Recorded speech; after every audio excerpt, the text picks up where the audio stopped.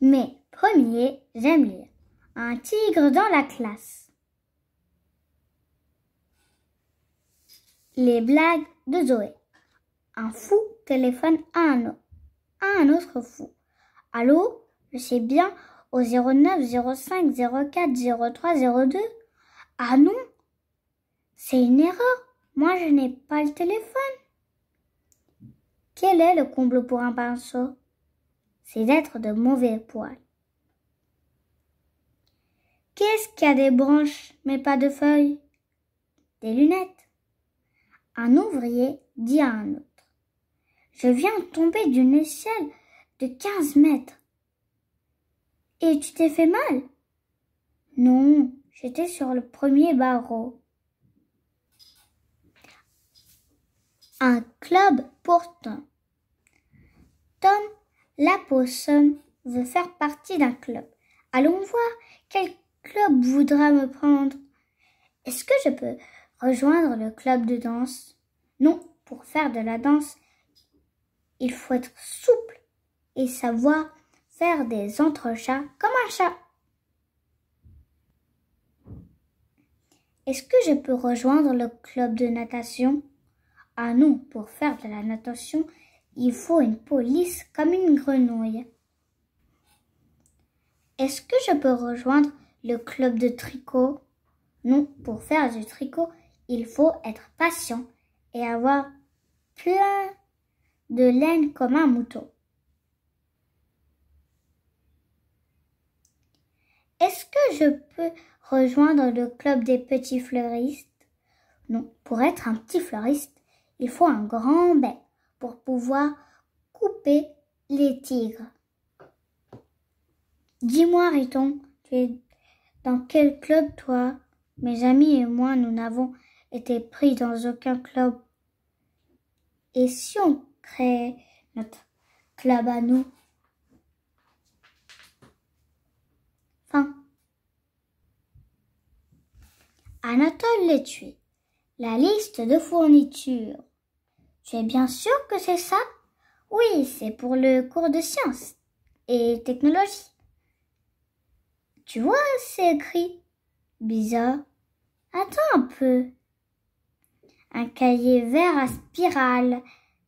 Bien essayé, Anatole. Thibaut, la maîtresse. Un tigre dans la classe. Un roman écrit par Jean-Pierre Courriveau et illustré par Hortense Mariano. Chapitre 1. Drôle de dessin. Dans la tribu des longs silex, pendant que les parents vont à la chasse, les enfants restent à l'école. Dans la caverne, ils sont assis autour de la maîtresse Madame Paléo. Elle leur montre des animaux dessinés sur des ardoises et les enfants doivent les reconnaître. Le premier animal est énorme et il a deux grandes défenses recourbées. Kim lève le doigt et s'exclame. C'est un mammouth. Oui, exact, approuve la maîtresse. Et ce dessin, que représente-t-il? En découvrant le terrible animal avec deux longues dents qui lui sortent des mâchoires, les enfants frémissent. Lina lève le doigt et balbutie. C'est un tigre à dents de sabre. Madame Paléo précise. Oui, Lina, il s'agit d'un fauve très dangereux. Puis la maîtresse leur montre une troisième ardoise. Aussitôt, tous les enfants pouffent de rire. Madame Paléo la retourne pour l'examiner et s'étonne. Mais quel est cet animal? Le dessin représente un bisson avec une tête de singe et une queue de poisson. Qui a fait cela gronde la maîtresse. Les enfants se tournent alors vers Thibaut. Ils savent bien que leurs camarades adorent dessiner. Il aime aussi beaucoup les faire rire et il n'a pas résisté à l'envie de modifier le dessin de la maîtresse sur l'ardoise.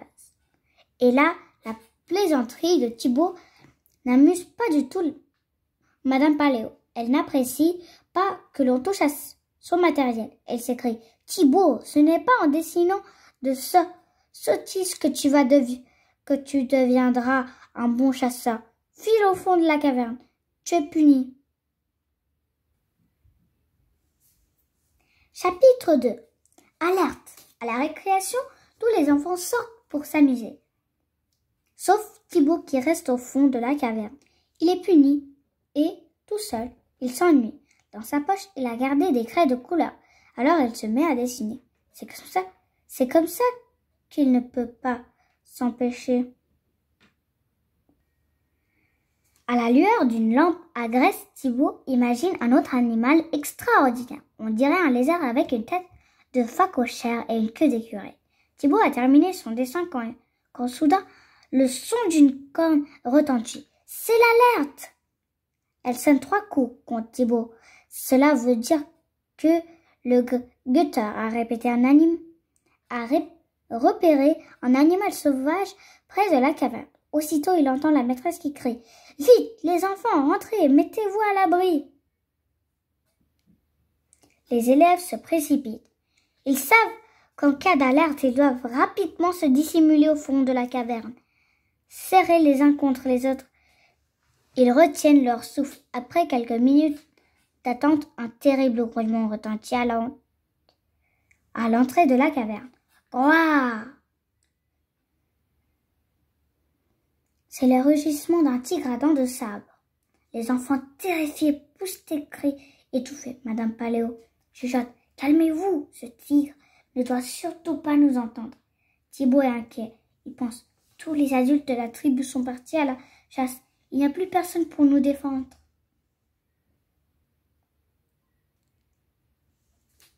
Le rugissement du fauve résonne à nouveau dans les galeries de la caverne. Le tigre se rapproche. Thibaut se souvient soudain de ce que lui a dit sa maîtresse. Ce n'est pas en dessinant des sorties que tu deviendras un bon chasseur. Et soudain, il lui vient une idée. Thibaut sort de sa cachette et il s'approche discrètement du mur de la caverne, sur lequel il a dessiné son animal imaginaire. Madame Paléo lui fait signe de retourner se cacher. Mais Thibaut sait bien que le fauve a un flair infaible et qu'il finira par les trouver. Il doit tout tenter et mettre en œuvre son idée. Chapitre 3. L'attaque du tigre. Le fauve approche au fond de la caverne.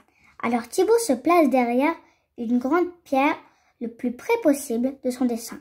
Puis il se met à pousser des petits grognements comme un phacochère. Groin, groin. Le fauve, attiré par le bruit, s'éloigne du renforcement où sont cachés les camarades de Thibaut et il se dirige vers le fond de la caverne. La lumière de la lampe à graisse éclaire le mur et sa flamme dansante semble de donner vie au dessin de Thibaut. C'est incroyable. On a l'impression que l'animal qui est dessiné bouge. Le tigre à dents de sabre a repéré l'animal. Aussitôt, il s'accroupit et soudain, il bondit la gueule grande ouverte. Mais au lieu de mordre dans la chair de sa proie, la fauve s'écrase brutalement contre le paroi de pierre. Boum! Le tigre à dents de sabre retombe lourdement sur le sol assommé. Madame Paléo n'en croit pas ses yeux. Soulagée, elle s'exclame « Bravo Thibaut, tu nous as sauvé la vie !» Tous les enfants sortent de leur cachette et reprennent en chœur. « Bravo Thibaut !» Les parents, alertés par la guetta, sont revenus aussi vite que possible. Thibaut a terrassé la fauve grâce à son dessin, leur explique la maîtresse. Les parents félicitent tout Thibaut pour son exploit. Madame Paléo ajoute « À partir d'aujourd'hui, à l'école, il faudra également apprendre à dessiner. C'est indispensable. » En classe, dès le lendemain, tous les enfants se mettent à dessiner sur les murs de la caverne. Ils représentent des mammouths, des rennes, des tigres. Quant à Thibaut, il a dessiné sur la paroi de la grotte un flamant rose à tête de mammouth avec des bois de cerf. Ses camarades pouffent de rire. Et cette fois, Madame Paléo rit de bon cœur, elle aussi. Fin. Émile et Margot. Astro-monstre. Vous n'étiez vraiment pas concentrés aujourd'hui. Vous étiez dans la lune. Pouf! Ils m'ont dit tout le temps qu'on est dans la lune. C'est drôle, ça me fait penser à quelque chose. Tiens, qui es-tu? L'astro-monstre. Je suis un voyageur de l'espace.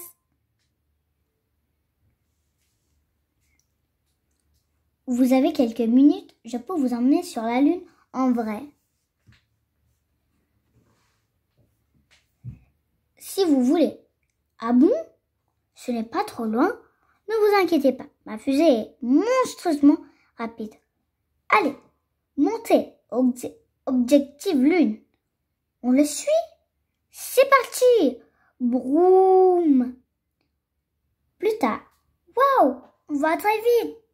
Oui, on va bientôt quitter l'atmosphère terrestre. Attention! Qu'est-ce que c'était? Une étoile filante. Ouh là là! Une comète! Il vaut mieux ne pas se prendre dans sa chevelure. Plus tard, on va se poser. Enfilez vos combinaisons.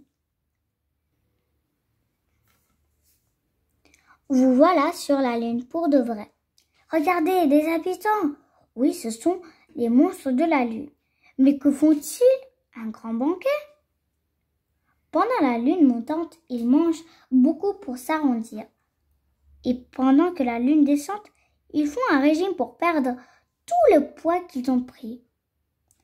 Ça vous dirait un petit croissant? Ils ont l'air accueillants. On a bien fait d'arriver à la lune montante. Suivez-moi en haut de ce cratère.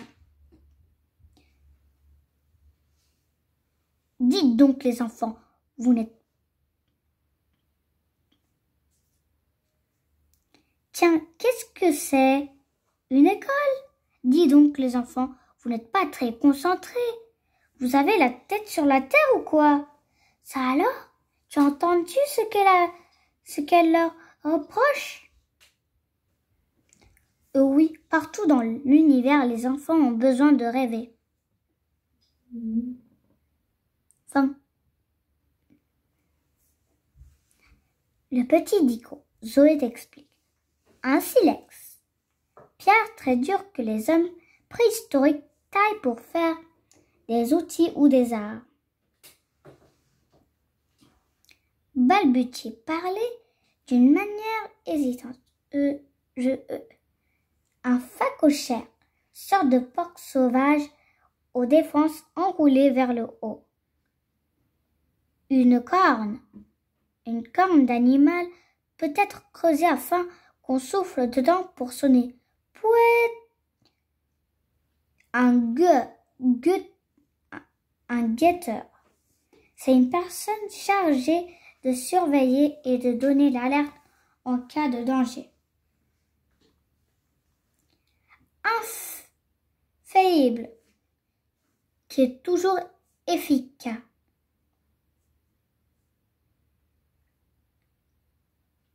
Terrasser, vaincre un adversaire, le priver de toutes ses forces.